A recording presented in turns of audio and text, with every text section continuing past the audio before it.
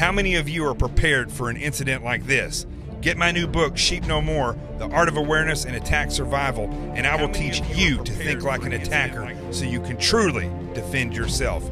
Don't just react, act. Available for pre-order now on Amazon and Barnes & Noble. Sheep No More. Get it.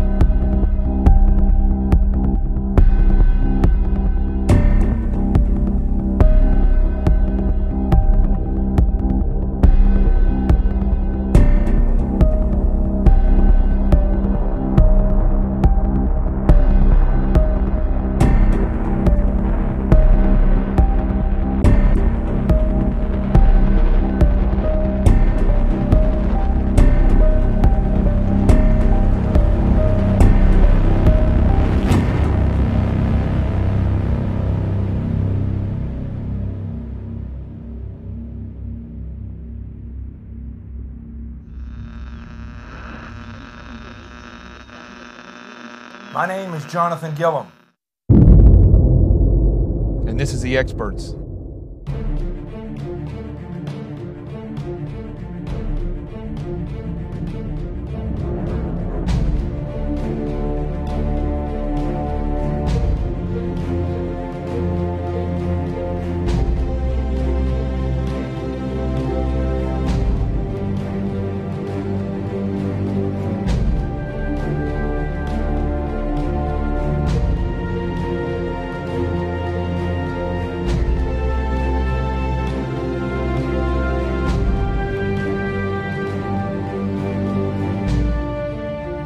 This is Jonathan Gillum, and this is The Experts on Facebook Live, Twitter, and our sort of friend YouTube.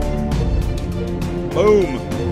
So, we got a lot to talk about today.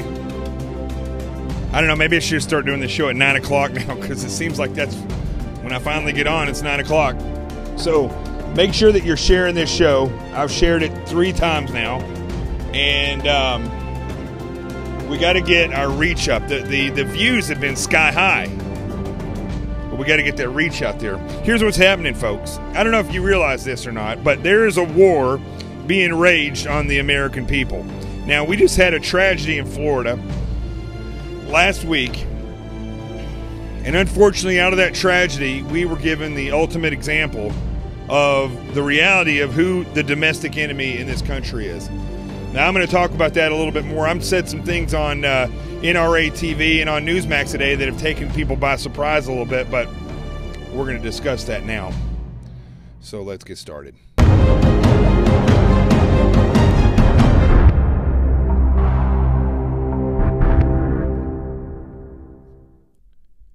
So I got my tea here in case I start coughing. The cough has subsided quite a bit, but it likes to kick up when I start talking about things that are important like that. So, but we're not going to let that stop us. I hope everybody out there is feeling good. I hope you're making it through now I believe we're getting towards the end of flu season. So I hope people are making it through and being able to not come down with it. It's been horrible. And so with that being said, I just said a second ago, make sure that you share this show. If you have more than one, like you have a business page or if you have a personal page or something or a public page on Facebook, share it on all those. If you are on Twitter, make sure that you're retweeting it.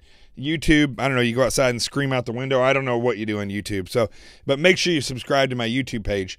And the one thing I do want to mention real quick before we get started, the GoFundMe page is now at 49. This is over. Remember, folks, this is almost 2 years that we've been collecting for the GoFundMe page. It helps to fund this show and get me back on the road. We're almost to $50,000. It's taken about a year and a half, almost 2 years, but we're getting there, and that is a huge thing. Okay, so don't forget about that. And yes, I did see Rob your statement there, nefarious. That's the first one. So if you're drinking tonight, nefarious. That's two shots. You gotta do it. I'm only shooting tea. So we have a lot to talk about. And as I started to talk there in the beginning about the real war, we have several things going on in this country and outside of the country. We have different enemies. And we have different ideological wars being waged upon us now. How am I, and I know it takes a lot of people back, and I know especially if you're liberal and you're watching this show, and I know that if you're young and you're buying into this whole thing that they're coming up with after the shooting in Florida, let me just make myself very clear. I have nothing but sympathy for the people that were involved in that shooting. The teachers, the children, the kids, the young adults, the parents, the law enforcement officers. Not all officers that work for Broward County are a bunch of wimps or narcissistic psychopaths like their sheriff. I have sympathy for those individuals as well. I don't think that you could confront as vile of and grotesque of a scene as they probably did when they got there. A heart-pounding realization that this is happening.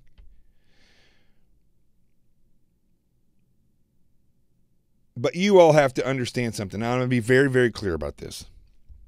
While I have sympathy for those people, I am not like the rest of the people that you're going to see on TV because they're trying to protect their advertisers. I get it. I get it. A lot of people that I've talked to are trying to protect. Well, they know how the left-wing social media is going to come after them. They know how how you can be shut down on Twitter or locked out on Facebook. As one of my friends that asked a question about Uma Abedin and why she's married to Anthony Weiner, if she's Jewish and he's Arabic, or he's if she's Muslim and he's Jewish. She asked that a year ago, just a week or so ago. She got blocked for 24 hours for that statement a year later on Facebook. So we know that these people are monitoring. We know that that they don't believe in free speech. But I want you to see that where mainstream media, and even conservative mainstream media, people on the radio, people on social media, are very worried about saying something about these activist kids that are coming out of this school in Florida. It's a scary thing. Look, when Pizzagate was out there, nobody would talk about that. At first, a couple people did. They got banned. They got kicked right off of social media. They couldn't even explore or ask the questions about this, about Pizzagate. They couldn't even ask the questions or speculate because they would get booted off and blocked on social media. So it's a scary thing. See, folks, we have, and I'm not talking about conservatives, I'm talking about American citizens. We have allowed this thing called the media, which is separate from the First Amendment. Don't buy into the fact that the media, they tout themselves as journalists. They tout themselves as the press. Okay, let's just fix this right away. The First Amendment talks about the freedom of speech and freedom of the press. And I've said this 100 times on here. They are talking about the printing press, which represented the dissemination of information. You are free to say and distribute or disseminate your thoughts without fear of retribution from your government. This thing that we call media it's fake. It's a business. They report news, they report gossip, and then they create it by emphasizing certain things to get viewership and then to get advertising based on the numbers that they have. That is not what the Founding Fathers were talking about. They were talking about dissemination of information, and there was a thing called the printing press. Freedom of the press to disseminate the information. They could have used the word freedom of speech and freedom to disseminate that information. It would have been a little bit clearer, but at that point in time, they were saying it in legal terms of that point in time. Now, the reality is what we see in media today is not freedom of the press. This is a bastardization of the First Amendment, and they lean upon that in order to not just get advertising, but now we, the American people, have allowed the media to become the sledgehammer, the execution chamber or executioner of the truth. So you can't even speculate about things like Pizzagate, or you can't even say anything about these student activists in Florida without fear of retribution by social media, by news agencies. I'm sure that Salon and Media Matters or Mediaite or any of these groups, they're probably looking for anybody. I'm surprised they didn't come after me today. And they may still come after me for saying that. I believe that these people like David Hogg are enemies of the state. Now, I'm not just saying David Hogg by himself. He's just a big mouth. But I'm talking about David Hogg, the sheriff, Scott Israel, these activists that are involved with what's going on down there, these politicians that are jumping on the bandwagon left and right, even the governor of Florida, who I thought had some sense about him, is actually jumping on board here and has no solutions. None of these people have any solutions. So just like Obamacare, remember Obamacare is a perfect example of what's happening right now. Obamacare came about during President Obama's term in office. And the Democrats were happy about it. They said, don't worry about it. You just pass the bill. Let us pass the bill. We'll read it later. It's going to be great for everyone. And the Republican establishment was, oh my gosh, this is horrible. They were saying exactly what they thought that the Republican base wanted to hear. And they never thought that somebody like Donald Trump would come forward and get elected. So they never really, you notice they never really worked to get rid of Obamacare. They didn't. They allowed it to be passed. Then they hem and hawed about it so they get reelected if need be. But it's not like when President Trump won that they stepped up day one and had a piece of paper, a stack of papers that were a new health care bill, or let's just saying, let's get rid of this. They didn't do that. So what happened was these Republican establishment members are getting paid off by their big money donors just the same as the left is. Now, again, it doesn't matter if you're liberal or conservative. You've got to realize this. You've got to realize this because you're being played and you're being broken up. I've said this 1,000 times. I guarantee you, whether you're liberal or conservative, most of you don't even really know what that means. I can guarantee you, if I sat down with you and I said, these are some significant, effective solutions to school, to making our schools safer, the majority of you would say, yeah, we need to do this, this, and this. And you would agree with that stuff. Of course, you're going to have your weirdos on the left who are going to say, no, we don't need to arm schools. We don't need to make our schools into a fortress or a prison, blah, blah, blah. They always come up with that nonsense. They offer nothing else besides that. But you have to realize that you're being played. So Obamacare is a perfect example of how they can take something and they can make it a left-right issue. And when it comes down to it, the people behind the issue, some people may be ideologues, other people are just making bank off of it, and none of them really want to fix the situation. So what we see here with these kids, and I'm going to stop using the word kids. Somebody just said chill. Somebody just had some stupid remark on Twitter about how insulting children, this typical Trump stuff, whatever, That's not the case. There are plenty of children that I've seen reluctantly on TV. You had the father, whose name is it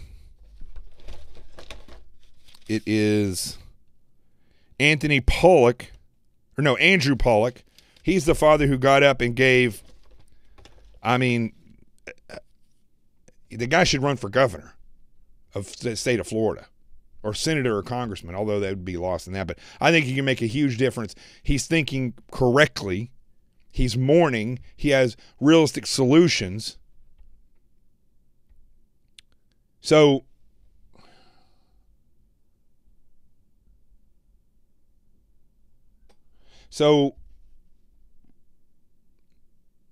what we see here is an organized effort, just like Obamacare was organized. I believe the Republicans and Democrats behind closed doors organize these things together. They work it out in the media where they seem like they're heroes and they're not, yada, yada, yada, and nothing ever gets fixed. What we're seeing here, what's going on down in Florida and spread to New Jersey and Washington, D.C. and all these other places, is you're not seeing student activists come out and stand strong. You are seeing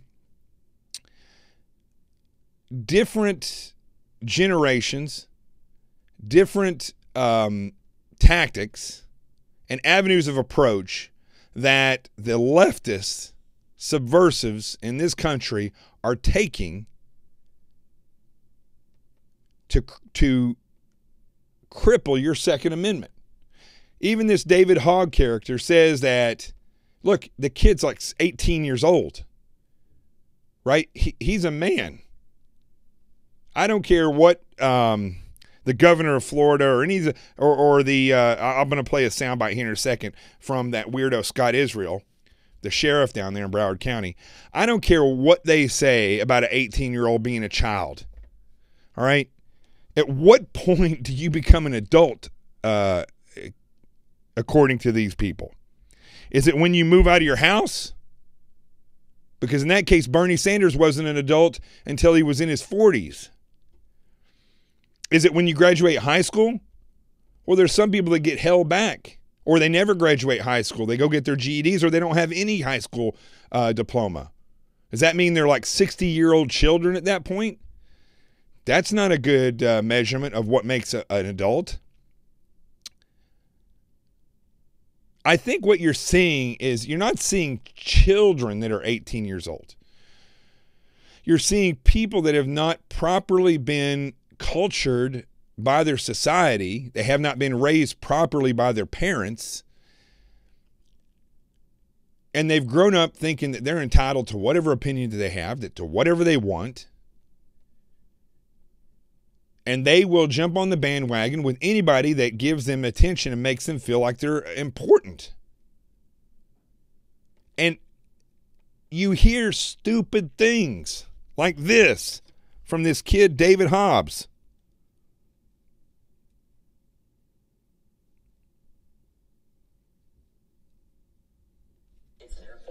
These elected officials are the boss of these sheriff personnel. Okay, so what he's saying there, I'm going to stop and explain it first. He is saying right off the bat that these elected officials are the bosses of the sheriff, which is absolutely constitutionally not true.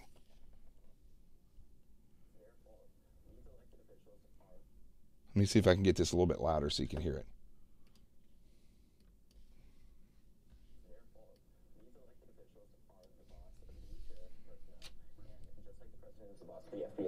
There you go. Okay.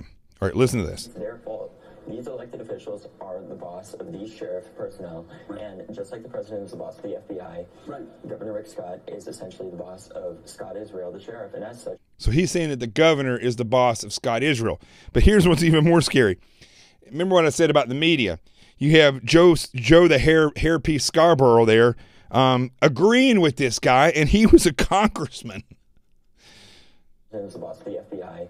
Governor Rick Scott is essentially the boss of Scott Israel, the sheriff, and as such, he should be held accountable. He can't just blame this on the bureaucracy and expect to get reelected. He can't just blame this on the bureaucracy and expect to get reelected. He's talking about Governor of Florida. You see, I don't think, at first I thought, well, that kid just doesn't know what he's talking about. But then when I see Joe Scarborough agree with him, and I was watching another show earlier, and they played this, and they were like, well, obviously the kid is misguided. He's being pulled in one direction or another. I don't know if I believe that. I think that these are sound bites, because you remember the way the left works, okay? They will say whatever they want to say, and they will play it over and over again in hopes that it sticks. Now, there's a lot of young people that are listening to this David Hogg character. And when he comes out and he says that the president is the boss of the FBI director, and when he says that the governor of Florida is the boss of the sheriff, Scott Israel, he's wrong on both accounts. Ultimately, the FBI should be a standalone agency that does not answer to the president. The president can fire the director of the FBI, but ultimately the FBI somewhat works for the DOJ in the fact that in order to get a conviction, they have to investigate it, and the DOJ is the one that carries it all the way to the into the court and ultimately for the conviction. There's some debate on whether or not the FBI actually works for the DOJ. In the line of authority, different people will say different things. But ultimately, the FBI, although they do work under a director that is appointed by the president, you see the case of how difficult it is for the president to remove that director. And that's made that way for a reason, because we want the FBI not to be beholden to the political ideology that put him in place, although that typically doesn't happen. Well, in Florida, when it comes to sheriffs are constitutionally separated from the governors that actually put them in charge. Or they don't put them in charge and that are in charge of the state. The sheriff is elected by the people. Now, the governor can do an investigation. I believe that this sheriff, Scott Israel in Broward County, could potentially be charged criminally with negligence, with gross negligence, with if he's keeping things like the reality of the investigation, the reality of how many people didn't go in and why they didn't go in, that could be obstruction. But ultimately, I think it's gross negligence and malpractice of his job. There's other things when you see, I don't know, you get into politics and how that it works in his job and official business. I don't know. I think this guy, in some way, shape, or form, could be removed by the governor if he was deemed a public safety threat. I don't know that for sure, but it sure seems like a sheriff shouldn't be able, just like I don't think a governor or even a president, and I believe even a Supreme Court justice, should be able to stay in power when they are doing things that are this dangerous. And you can equate what happened in that school straight back to his negligence of being a leader, although he wouldn't tell you that. So let me get back to this main point that I was making. these children, like David Hogg and the rest of the group, they are not innocent children who were caught up in a shooting in their school, and so they're just naturally reacting with their opinions. They are not. I don't think David Hogg goes on MSNBC and says what he says about the sheriff and how the governor of Florida is the boss of the sheriff, and the governor of Florida is ultimately responsible because the governor is a Republican and President Trump is a Republican, so he wants to take the heat off of the director, off of the sheriff, and also take the heat off of the director of the FBI, because ultimately that's who's going after Trump. So I don't think that this David Hogg and what he said and what he's been saying is coming out of his mouth. And I don't think that he is so naive that he's being led astray. I believe this young adult is a part of a movement, a subversive movement, that when you look at the different tactics, techniques, and procedures that have been used by the Democratic Party and far left operatives of this movement to socialize this country, which would ultimately lead it to communism or globalism or whatever you want to call it. David Hogg is too versed. The girl with the shaved head, don't even know what her name is. She is too versed in exactly what to say. And not just versed in what to say, but that girl is pinpoint in her arguments against somebody like Dana Loesch, who went and had, and God bless her, went in front of all these people. I don't know if it did a whole lot of good, in order to stand up for the NRA. That kind of backfired a little bit because there's no speaking to these people. The people that filled that stadium were not mourning family members. They were activists. So I wanted to play a few sound bites from this sheriff, and I want you to realize when you're listening to him, and so many people are like, that sheriff should be removed from office. He's and he's friends with Debbie Wasserman Schultz and with Hillary Clinton. That's disgusting. Of course, the people who are liberal aren't necessarily going to say that, but they're like, even liberals are saying that guy should be. Jake Tapper destroyed him. I was very surprised by that. But you notice David Hogg and the rest of those children, young adults, whatever you want to call them. Some people call them children just because they're trying to lessen the impact that they have or the fact that they could be willing participants. These young adults are saying the exact same thing as this sheriff, exact same thing as the other activists, the exact same thing as these politicians in Washington, D.C. And I don't think for a second that any of them are unwilling participants that have just gotten, drawn into this. None of them have shown remorse. Not one of them.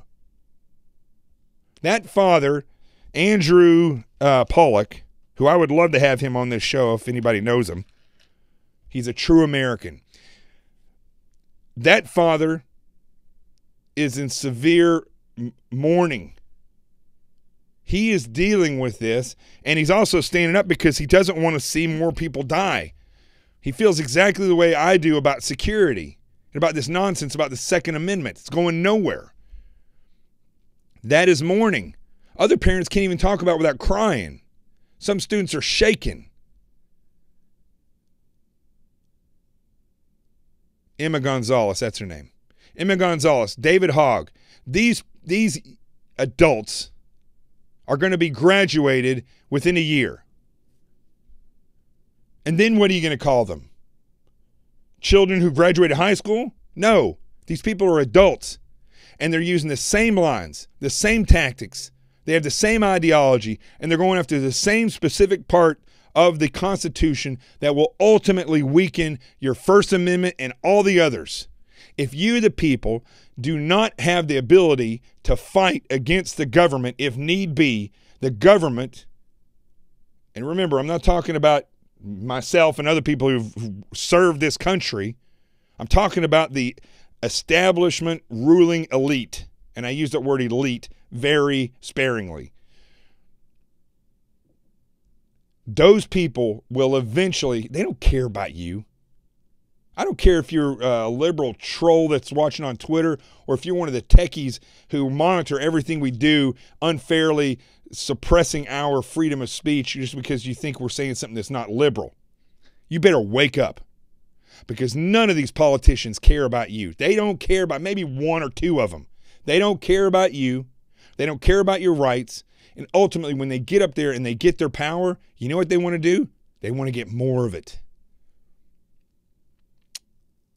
And this whole line of nonsense that's being pushed out by these high schoolers who are going to be apparently full adults whenever they graduate next year.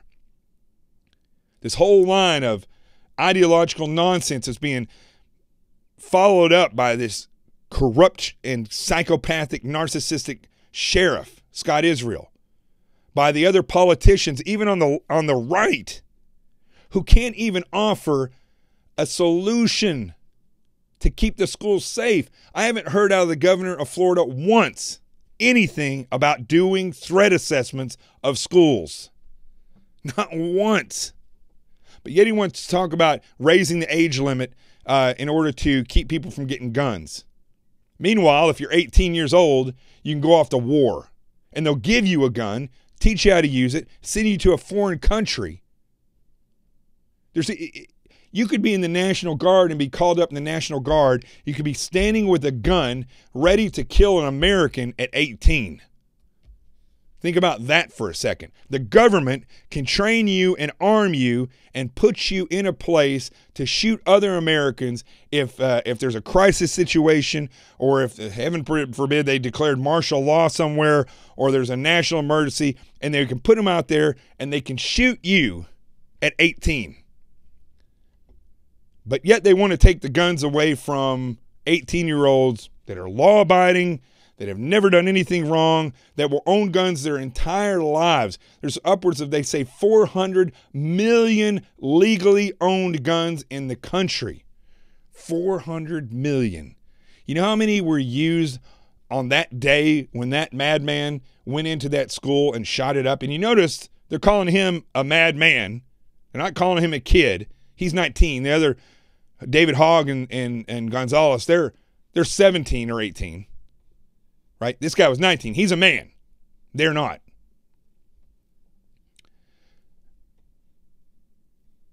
So that day when he went in and shut up that school, there were 400 million guns legally owned in this country that did nothing.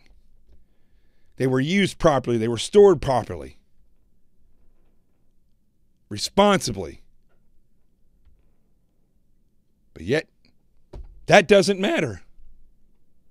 They are systematically, David Hogg, Gonzalez, Sheriff Israel, the politicians, Republican and Democrat establishment, they are working either blindly, which I don't believe is blindly, they're working to degrade your Second Amendment, because the Second Amendment is really your First Amendment. Without the Second Amendment, you have no other amendments. The Second Amendment is the bodyguard for the First Amendment. That's why it's in second place. Not because it's less important, but because they said you should have freedom of speech and freedom to disseminate your information without fear of retribution. And behind you, with getting your back, standing with their arm on your shoulder, ready to support you and defend you, is the Second Amendment. And if they can degrade that, the rest of them go poof. So remember that. And don't be afraid. Listen, I put out a message to the CQRF today. Those of you who don't know what the CQRF is, it's a Constitutional Quick Reaction Force. You don't have to join it. You are it. But in order to be a part of the CQRF, you have to learn to stand together. I don't care if it's 5 people or 5 sets of 50 or 50 sets of 5. It doesn't matter. You have to stand together. If you want to protect the Second Amendment, you have to learn to stand together and function together. And if you want to live free of retribution from the media and from social media, see, this is the real fear, folks. The government could they do something overnight to declare martial law, and everybody was saying all this stuff was happening, you know, back when they were moving tanks and stuff around the country during Obama. Oh, this is going to go down. They're going to take over, you know, the country. Whatever. The government can't do anything fast in this country. They can go to war within a month outside the country, but they're crippled by the laws here and by the few that actually are upright. But here's the real fear. Now think about this, folks. The Patriot Act was a huge thing in media. People, oh my gosh, the Patriot Act and the government, they're going to take away, you know, they're following us, they're listening to us, they're doing all this stuff. Do you know who owns that information that agents such as myself or people in the intelligence community would access? Do you know who owns that information? Private companies. The phone companies own all your records, all your text messages, who you called, when you called them. All these email companies that we're all stupidly like sending emails and not even thinking, putting passwords in there, not even thinking twice about it.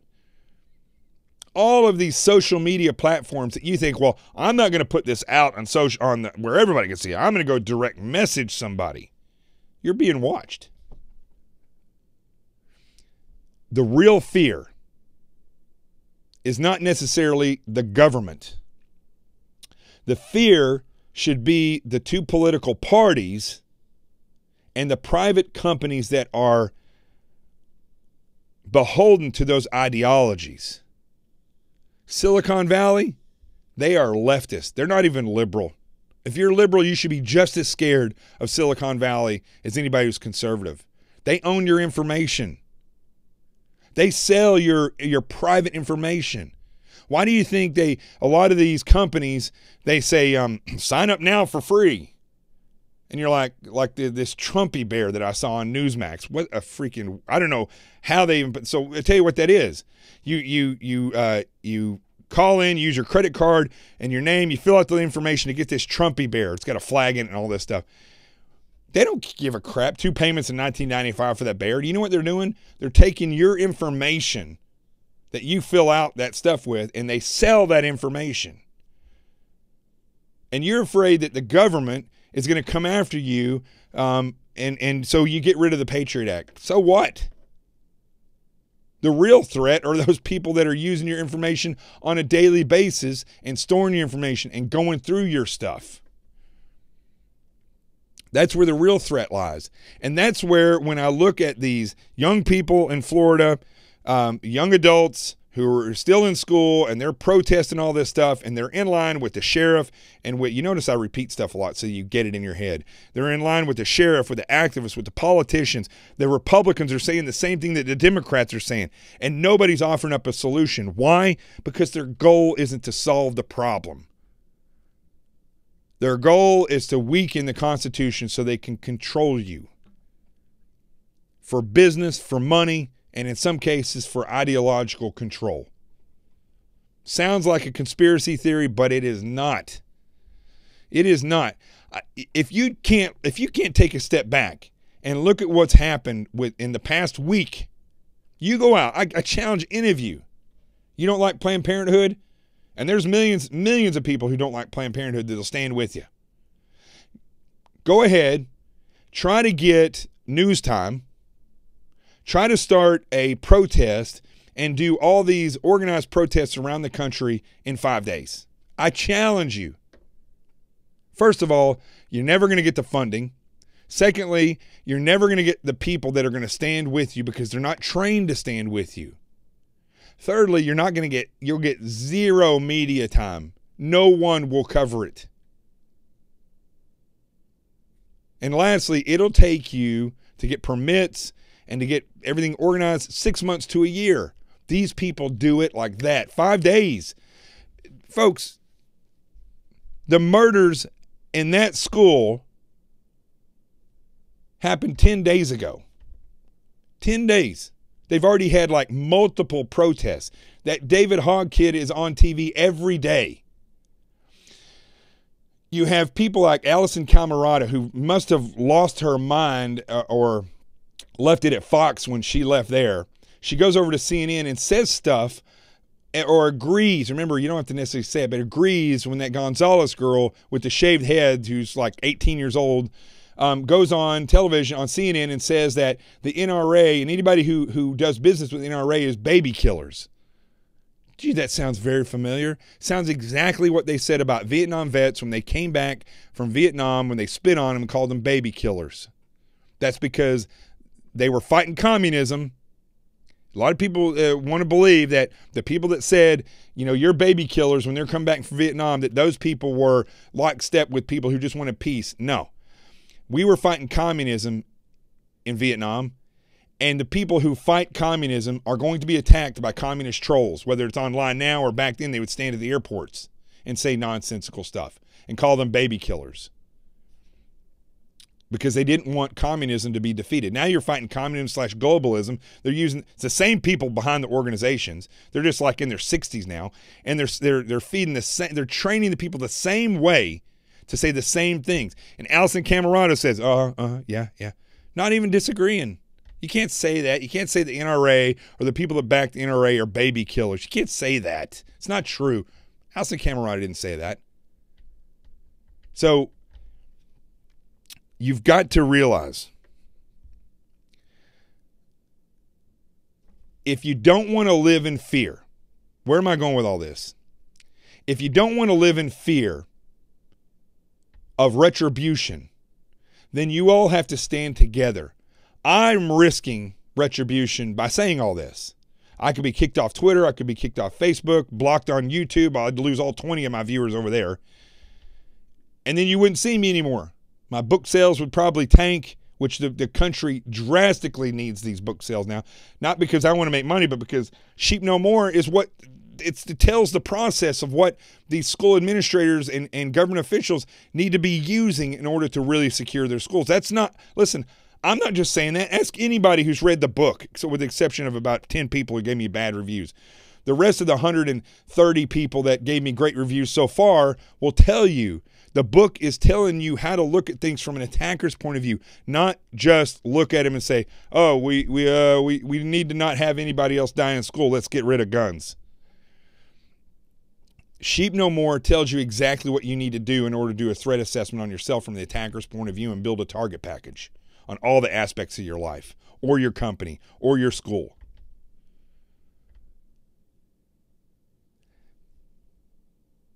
But if you want to stand against people like David Hogg and the rest of those adults who are about to graduate high school, if you want to stand against people like Scott Israel and the left-wing media and the politicians, both Democrat and Republican establishment people who are either ideologically against the Constitution, or they're just stupid, or they're out for money and they don't care.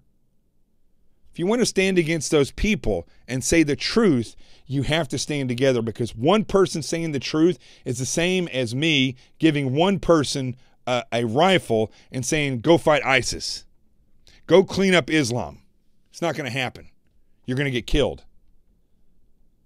You have to stand together as a group.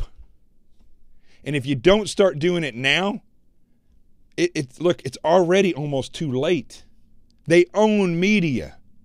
Even if you stand together, realistically, the people who are watching this show, liberal and conservative, who say, he's right, we've got to stop this movement so we can get back to realistic solutions and empower the people. If you feel like that, you might as well forget ever getting on TV and the media. I know I'm not on CNN anymore. I used to be a CNN contributor. Not anymore. You know why? Because I came on and told the truth. Fox News, I'm surprised I was on Lou Dobbs' show a week ago. It got spectacular retweets and over 20,000 views.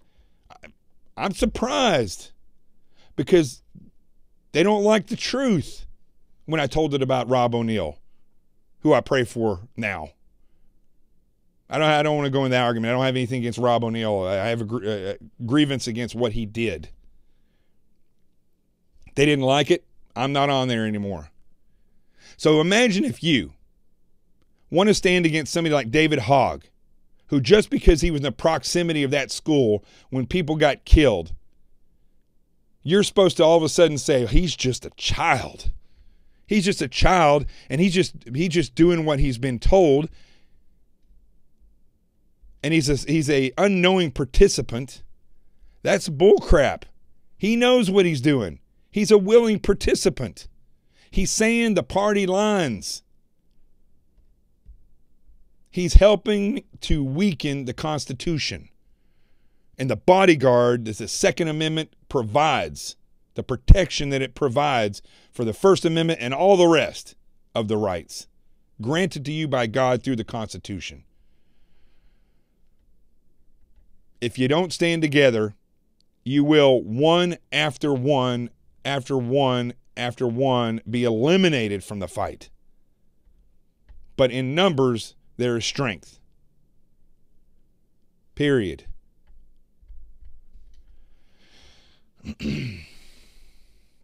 Let's go to the, might as well go to the A block, and I'm going to change this up a little bit. I do want you to remember this about, that I've warned you, and that if you want to speak out, you're going to have to go to war together. I've started it. It's up to you to keep it going.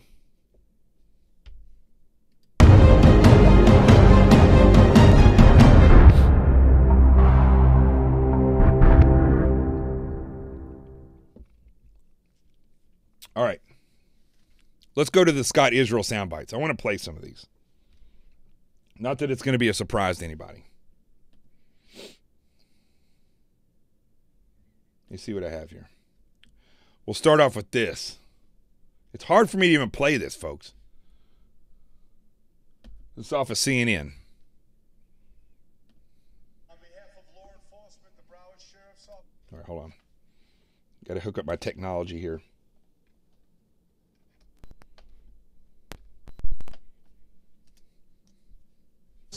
And the United States of America, I want to say a couple of things. Okay. I want you to hear how he introduced himself. I said on a show, actually today, it was on NRA TV, that this guy is a typical example. Now, I've lived in New York for 13 years. A lot of people that watch this show are from New York. And I'm not equating all New Yorkers to this. When I was an air marshal and I came here in 2002, real New Yorkers still lived in New York City. And even back then, politics were not the same that it is now. After 9/11 and the post-traumatic stress that everybody felt, and then politics ratcheted up stuff, and they started seeing these beheading videos, something has happened to the psyche of this country. So true New Yorkers in 2002, man, what a special breed of people. And you still had your leftists in this region. But now what you have is you have East Coast leftist, and you have like Berkeley and Chicago and these other places as well. But this guy is typical of these leftist New Yorkers that move down to southern Florida, where Southerners live, where people that are predominantly conservative, except in this region where they've just blanketed it with these leftists. It's not enough that they could ruin this area in New York and in and around New York with these ridiculous laws and incompetent leadership. This boob had to go down and get himself elected sheriff, I'm sure through the help of Debbie Wasserman Schultz and all these other people. And what did he do? He goes down there and he secretes inadequate, incompetent leadership down there. And his ego, his narcissistic ego, is exactly what you would see up here in New York with these leftists. It'd be just like somebody from Berkeley going down and becoming chief of police or sheriff in Missouri or in Arkansas. They go in there and they just dominate everything and belittle people and step all over them and look down upon them. You know, I would say that Donald Trump, I mean, I'm a big Donald Trump supporter, but he is the epitome of that New York attitude. Fortunately for us, he's also competent enough and an operational thinker and shown that he can fail and come back, that he knows how to think his way through these things. But even he has a hard time with his mouth and with Twitter and all this other stuff. This guy is a perfect example of this New York leftist attitude that goes down into places in the South where people just live. And they go down there and they take these nasty, vicious politics and these idiot attitudes and incompetent. I know everything, when in fact, it reminds me of people on cocaine we used to arrest. That I've met through the years, who I never even realized that these people in New York City, it's like drinking wine. They just go out and do cocaine and don't think about it. And I kept thinking something odd about this person. And then I find out from people, oh yeah, they're a big cokehead. It's like the asshole drug. Sorry for saying that, but that's the truth. This guy reminds me of that. So listen how he equates, as though America, he's speaking for everybody. America appreciates this. He doesn't speak for me. On behalf of law enforcement, the Broward Sheriff's Office, and the United States of America, I want to say a couple of things about you. You're articulate. You're intelligent. You will not quit. Is that a call to arms by the leftists in this group? This is like a rally for subversives. This isn't really, look, this is like a week after a shooting. I said this on Newsmax today, and I've talked about it before on this show. I was 13 years old. My father died. I was right there.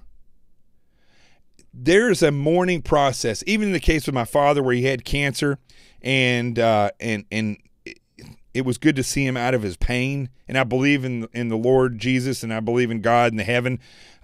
There's still a mourning process. When my dog Jessie died, who was like my daughter, I didn't know if I was going to make it back to reality.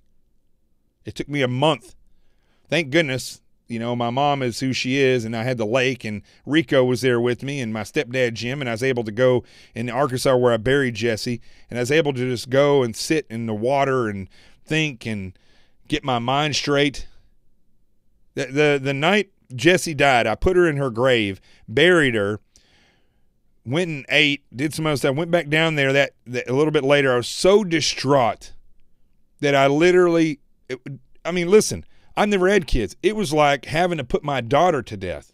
I laid down next to her grave with my finger in the dirt as deep as I could get it so I could be as close to her body as possible, and I passed out. And I woke up at like 3 a.m. Rico was right next to me. That's called devastation. You think that the people that were in that school that saw heads blown off and people that they eat with every day or go to school with every day dying in front of them? Listen, dying is not it's not like in the movies where you get shot and you die, you just instantly die. Some of those people are crying out, crying, moaning, gurgling because they can't breathe. So much blood and brain tissue and just matter all over the place that it would make you physically ill. We're talking about fear. As you're running out and you're hearing gunshots and you can't see them, you can't crawl into a small enough ball in order to make yourself disappear to get out. Fear so bad it will make you stop in your tracks. That is going to affect people longer than an hour. So when I see this nonsense, it is bizarre to me. And this speech and the way these people are like, it's like I'm watching zombies. Somebody just said on Twitter, so fake they get more tears when they take away their kid's iPod. It's true. It's like mass mental, like, I don't know, zombies.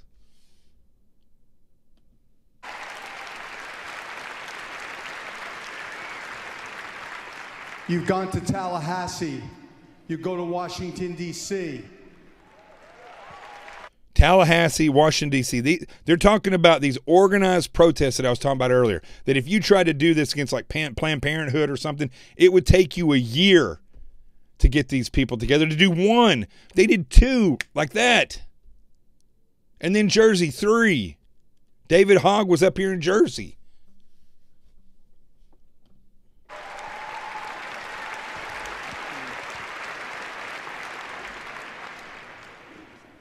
We've had Columbine. We've had Sandy Hook. And now we have Stoneman Douglas High School, Parkland. Okay, let me just say this. It's funny that he mentioned all three of those things, because all three of those things included very similar circumstances where Columbine, Sandy Hook, and this place in Florida all had individuals that were known to law enforcement. All had individuals that gained access to guns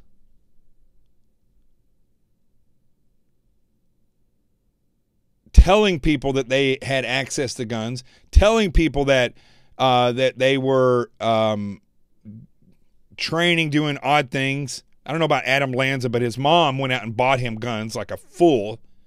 All of those kids, young adults, all of them on mental medication. All of them were in counseling. The counselors did nothing. All of them had seen law enforcement. Law enforcement did nothing. All of them had been, well, I don't know about this kid, but it sounds like whether either they were planning or mentioning it over a long period of time, nobody did anything.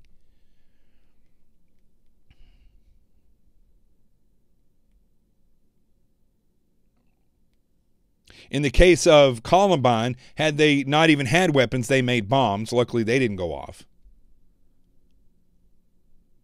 But in all the cases, you had a failure to protect the schools. In all the cases, you had a failure to do proper threat assessments. You had a failure to lock all the doors that could be locked and put security, voluntary security, in places where you can't. I heard the governor of Florida saying they're going to spend $500 million to put law enforcement officers at every school.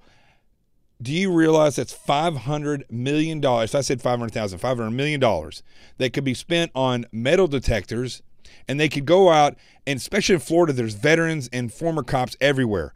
You could have a voluntary force to do all that and spend the money on better cameras, on training law enforcement, on building outposts for police departments right next to the schools, where they write their reports and drink coffee when they're on their break, to do threat assessments and funnel people into certain areas, to train bus drivers and teachers and how to be tactical. Nothing. They're not going to spend that $500 million on that. They're going to spend $500 million to put cops in areas where historically, as this guy just listed three of the places, historically, cops fail because cops are responsive. And even in the response to Columbine, their response to this school in Florida, they failed initially.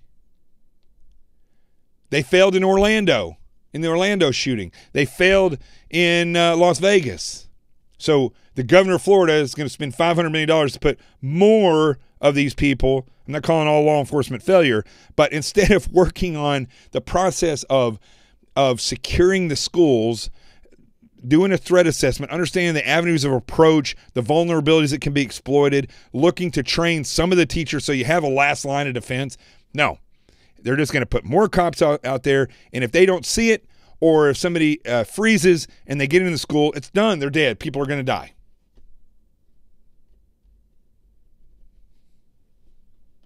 Florida, where my very own triplets went to school. He bred. That's not good at all. I walked through the crime scene 30 minutes after this horrific killer, this detestable coward, took away 17 of our family members. Within 30 minutes, he walked through there, which means it was a devastating scene. But yet, no remorse from this guy. I'll never forget this. I'll never forget the vision. It's embedded in my head. And I walked out of that school.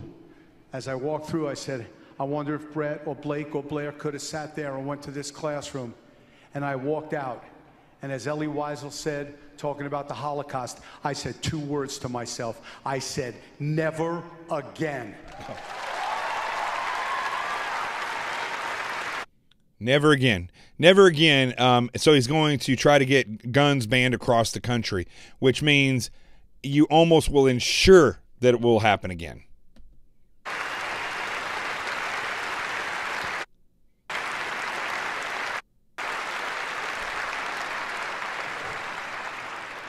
That being said, I'm an honest sheriff. Liar.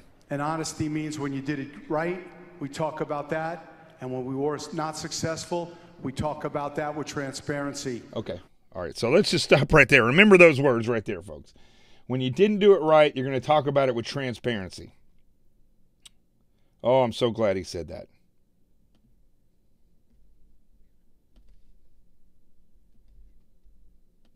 I'm so glad he said that. When they do it wrong, they're going to speak about it with transparency. Are you really not taking any responsibility for the multiple red flags that were brought to the attention of the Broward Sheriff's Office about this shooter before the incident, whether it was people near him, close to him, calling the police on him? Jake, I could only take responsibility for what I knew about. I exercised my due diligence. I've given amazing leadership to this agency. Amazing leadership? I've worked... Yes, Jake. There's a lot of things we've done throughout this. You don't measure a person's leadership by a deputy not going into these deputies received the training they needed. Maybe you measure somebody's leadership by whether or not they protect the community. So I read online today that the training that they got was that if they think the shooting is outside, they are to move to a position of cover and secure themselves until the shooter comes towards them. Now, I'd never heard of active shooter training like that, just because it's outside versus inside. It's ridiculous. You're there, you have a gun, you should move to the sound of the shooting until you find it, locate it, and eliminate it.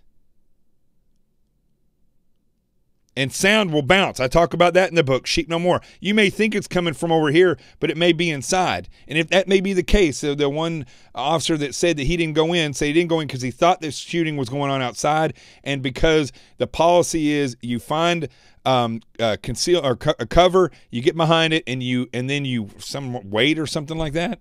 That's the policy of this buffoon who thinks he's an exceptional leader.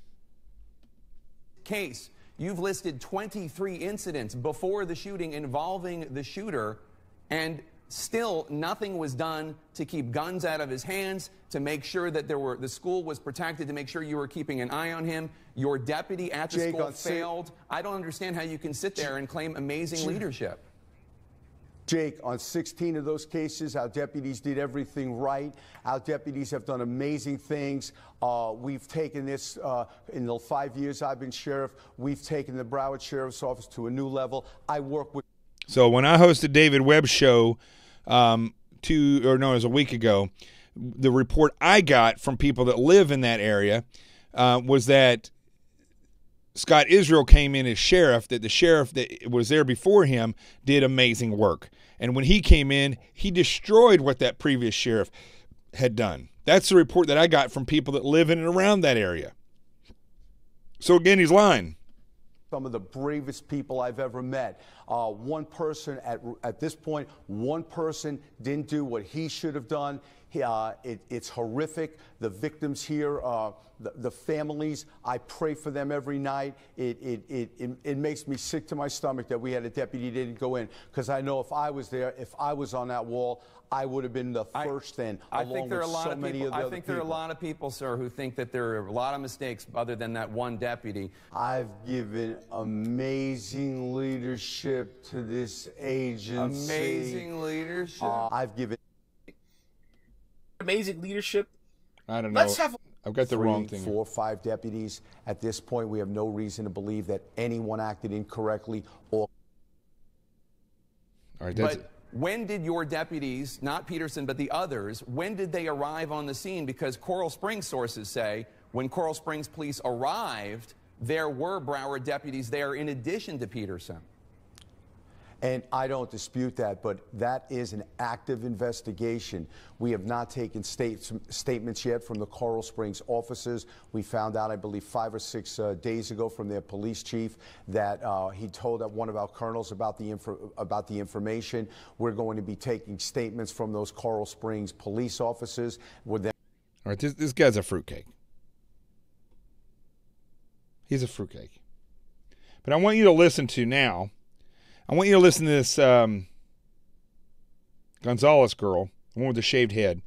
And watch her arrogance as her and the sheriff now team up on Dana Loesch. Now remember, I've been telling you all along in this show, you can look at these people as children who are misguided, but I choose, and I think there's plenty of evidence to show that these are trained young adults, not misguided children.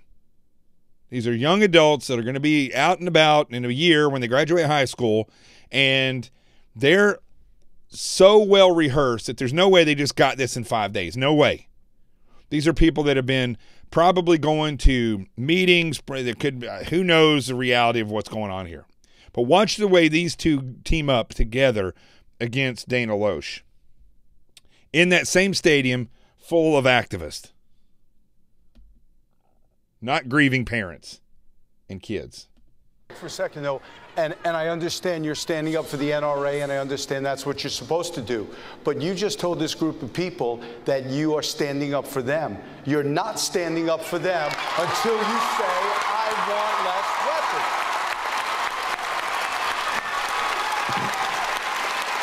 He says you're not standing up for them until you say, I want less weapons. So in other words, Dana Loesch and the NRA is not standing up for the rest of the country unless they say what these activists want. That's the way that works. Now watch how the little, the young woman comes in here and jumps right on this.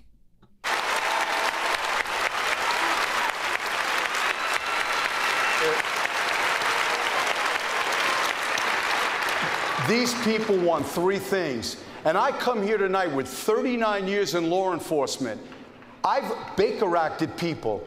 I've taken weapons from people. The men and women I've worked with for almost 40 years. We know how to keep America safe. Number one, you're right, we have to take weapons.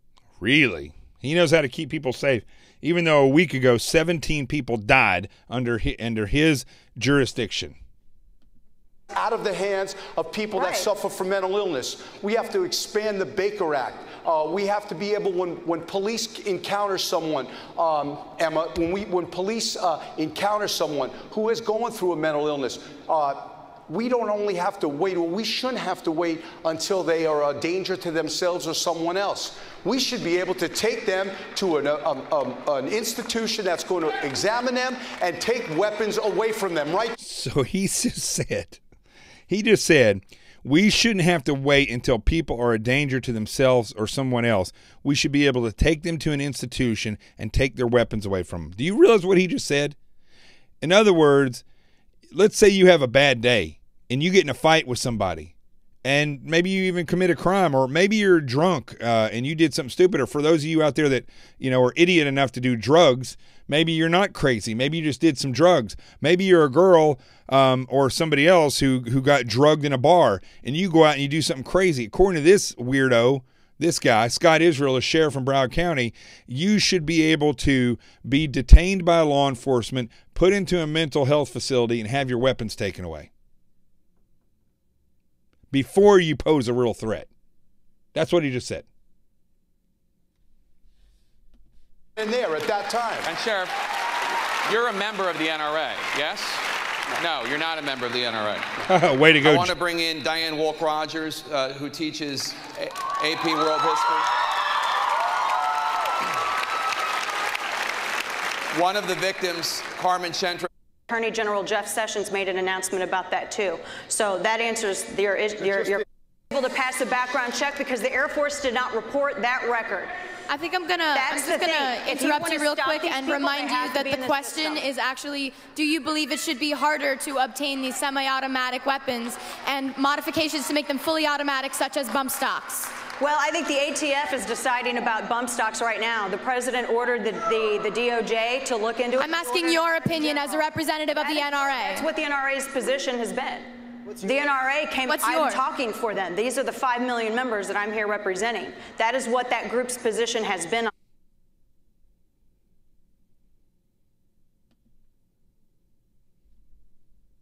Report that record. I think I'm just gonna interrupt you real quick and remind you that the question is actually. I'm just going to interrupt you real quick and remind you that the question. You could go through this whole thing and you'll see that she is working in concert with the sheriff against Dana Loesch and anybody else in that arena that has anything to say other than what they feel. Just like the sheriff just said that if you show up or if the cops show up and you're acting strange, that they should be able to detain you, take you to a facility, take away your guns before you become a threat to society. Wow. Wow. I can't watch any more of that guy.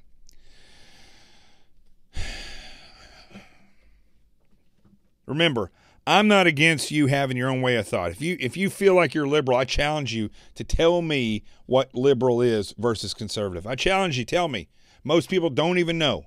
If you're conservative, you say, well, I'm conservative. Tell me what it is. I can guarantee if we sat down and we roundtabled these problems, you'd see that subject matter experts have the answers. It's just whether or not all the rest of you ideologues are willing to say, I don't, that's not my specialty. But you don't get that in this country. Now that social media is out, people will say whatever they want. They'll say, no, you're an idiot. I get this all the time on Twitter. You're an idiot. You're an effing idiot. You should die. And yet they offer no solution because they're not subject matter experts. They don't know. They're just emotional brats. Real quick, I really put a full plate on here tonight. Let me just say this.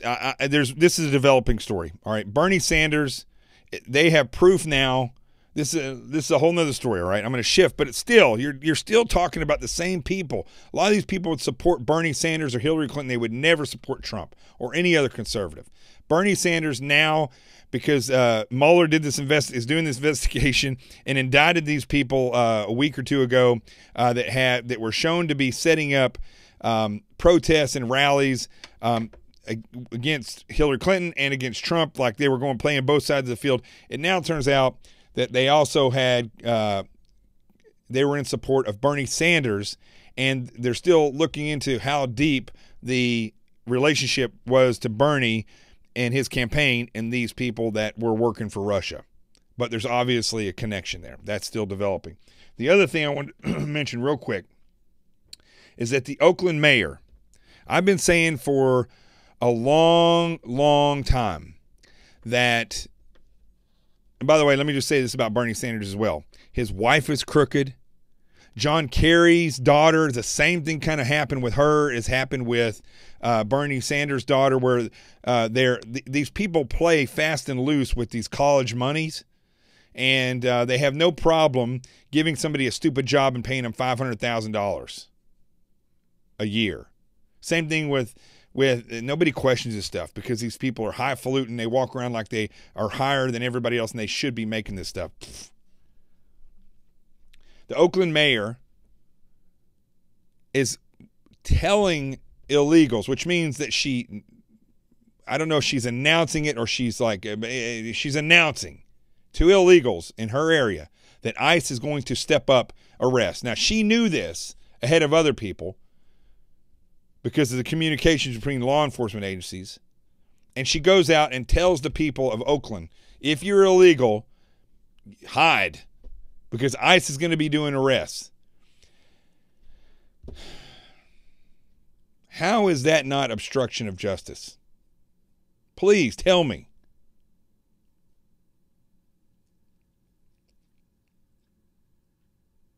If I went and got a house and I had people in it that were illegal, some of them were committing rapes, some of them were committing robberies or dealing drugs, and I held that information from the police, and then somebody told me that law enforcement is going to be going around arresting these people, and I told them to get out of there and go hide somewhere because they're going to get shaken down, and I got caught, and if I did it openly, I would be arrested for obstruction, for harboring fugitives, and harboring illegal aliens.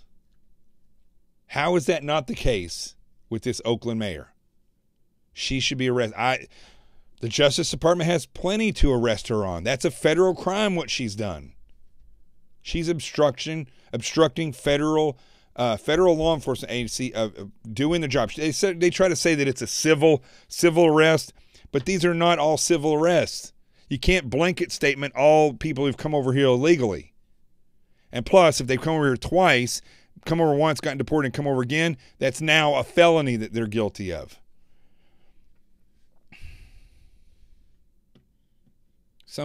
Listen, on Twitter, you're saying, I'm not an immigrant. You're saying we're all immigrants. I'm not an immigrant.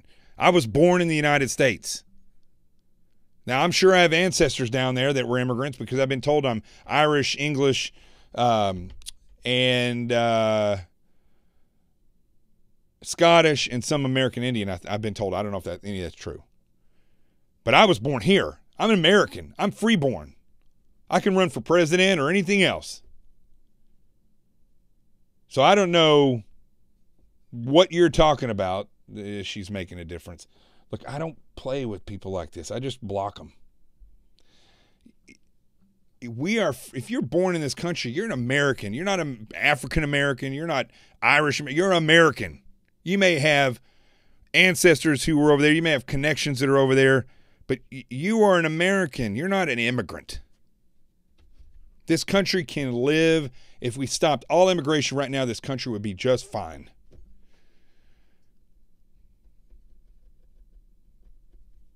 This, however, is a crime what this mayor is doing, and I think she should be arrested. I think this is the perfect opportunity for the Trump administration to go after her and arrest her.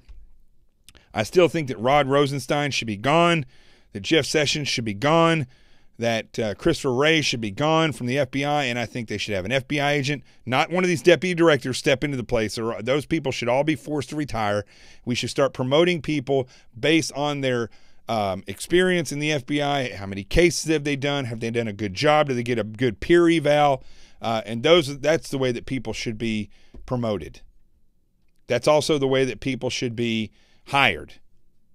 And I think in the DOJ, we need to start cleaning it up. And if somebody shows and they're in the DOJ on their job, I don't care what they do outside, if they've shown inside their job that they have a propensity to lean to the left or lean to the right and show anything but impartiality, what's the word I'm trying to use here? Where they show no, in their job, they have to be neutral. That's the word I'm looking for here. No partiality to left or to right or to political ideology. They have to be neutral. They've shown that in their job that they're one way or the other, they're fired. There's plenty impartiality. Thank you. I'm sorry I was having a problem with that word. There are plenty of attorneys in this world. Good heaven help us. We don't need any more.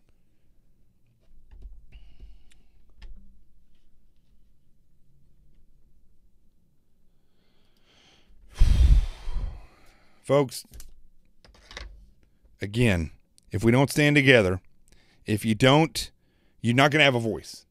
If you don't stand together, you're going to be the one that gets blocked. If there's 400, 500, or 1,000 or a million people tweeting the same thing about this weird kid, David Hogg and Gonzalez and this criminal sheriff and even the governor of Florida and anybody else that wants to talk about anything right now besides securing the schools properly, and you tweet about them or you go and put a post about them, that should be shared by a million people. If you don't start standing together, you are going to be shunned from social media, just like you're not going to get on the news.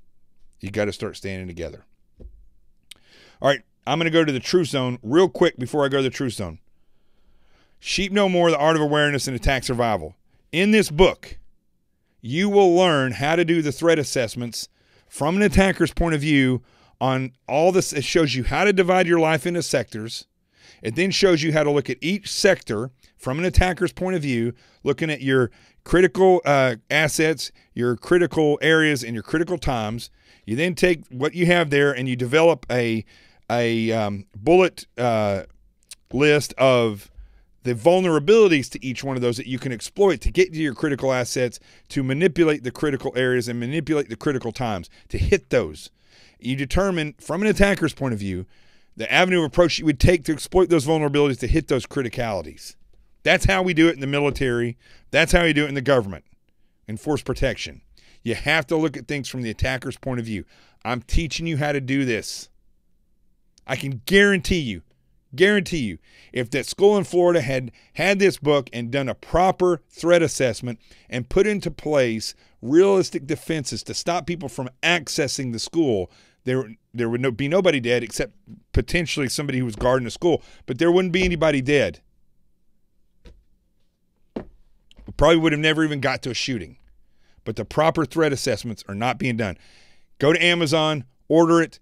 Sheep No More, The Art of Awareness and Attack Survival. Tell everybody about it. Buy a copy for yourself. Give it to the local television station. Give it to the radio station. Tell them you want to send it to them. Send it to your state reps, your federal reps, the mayors, the chiefs of police, the sheriffs. You see now that they even need it. Don't think that they're subject matter expert just because they've been in law enforcement for 39 years like that wacko. Give it to your principals, your superintendents, your kids. Yes, your kids can read this. There's nothing in there. Look, if they watched TV last week and they saw that this happened and you let them watch that, they can read this book, okay? They're not going to be any more freaked out by this than they were that. In fact, this is going to teach them how to defend against that fear. Go get it.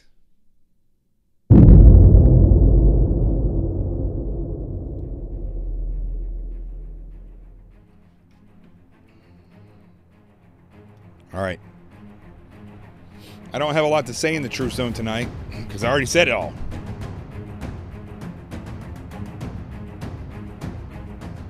Except for the fact that some of the people from the CQRF were worried that I was still mad at everybody. I'm not mad at you. I love you. You know, I was hard on everybody last week with the whole thing with Nina because I expect you see now that the battle that we're in. And if somebody opens themselves up to have dialogue with you, true dialogue, not this nonsense, true dialogue, you should take advantage of that. Don't show up with you. Don't turn it into an inquisition. Sit down and have a dialogue with that person. You're not going to like everything that they say. They're not going to like everything that you say.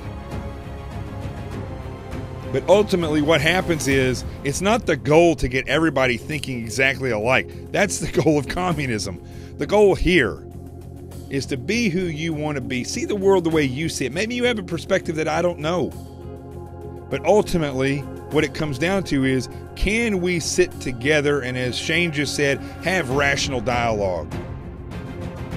I don't come to my conclusions because of my conservative ideology. I don't come to my conclusions because of hatred of leftists in this country. I come to my conclusions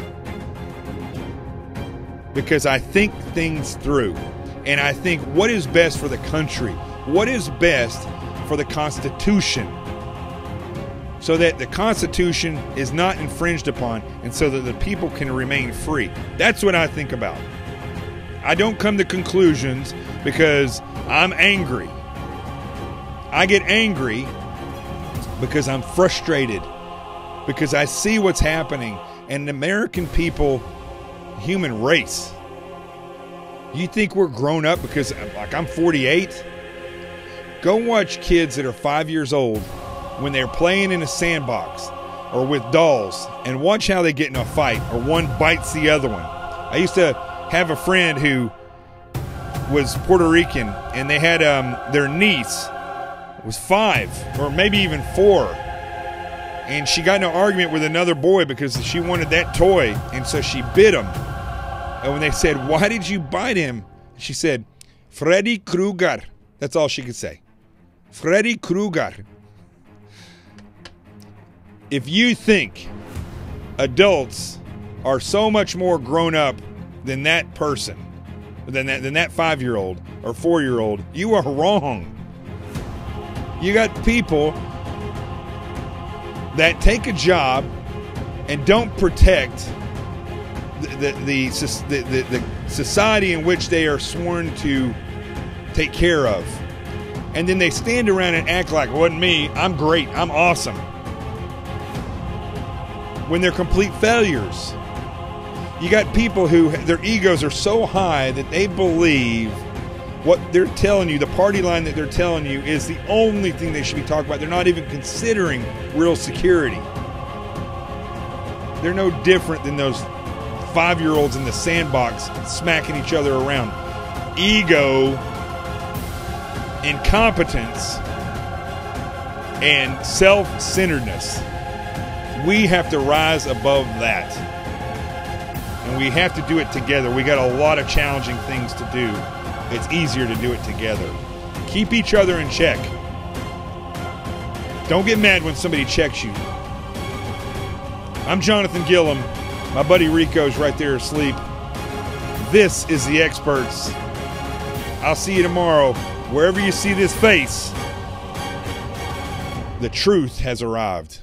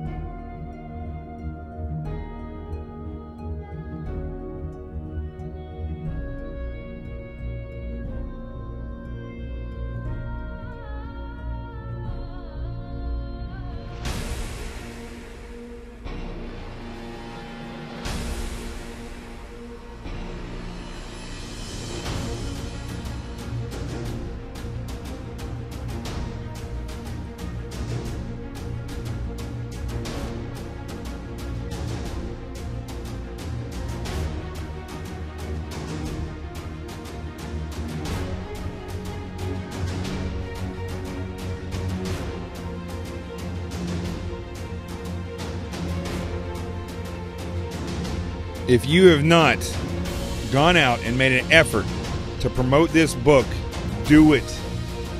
This book should be #1 on Amazon's bestseller list. It is up to you, the viewers of this show, to get this book sold. Get it into the hands of people so that they can be safer and they're not going to be surprised by this stuff. Every single thing that has happened in this country, terrorist attacks, school shootings, shootings by terrorists, truck drivers running over people, or terrorists driving a truck running over people, all this stuff is predictable. But if you don't know how to look for it, you're not going to know where it's going to come from. Sheep No More. It's scrolling across the screen. Get it sold. Get it in the hands of America. Let's make the difference. I challenge the CQRF. Make this book #1. I'm one voice. You're thousands. Let's make it millions. Let's get this book up to #1. Peace.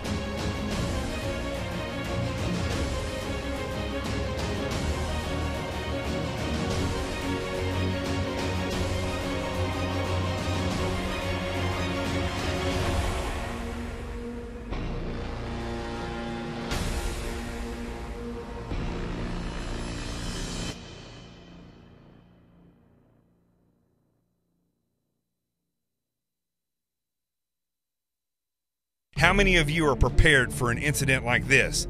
Get my new book, Sheep No More, The Art of Awareness and Attack Survival, and I will teach you to think like an attacker so you can truly defend yourself.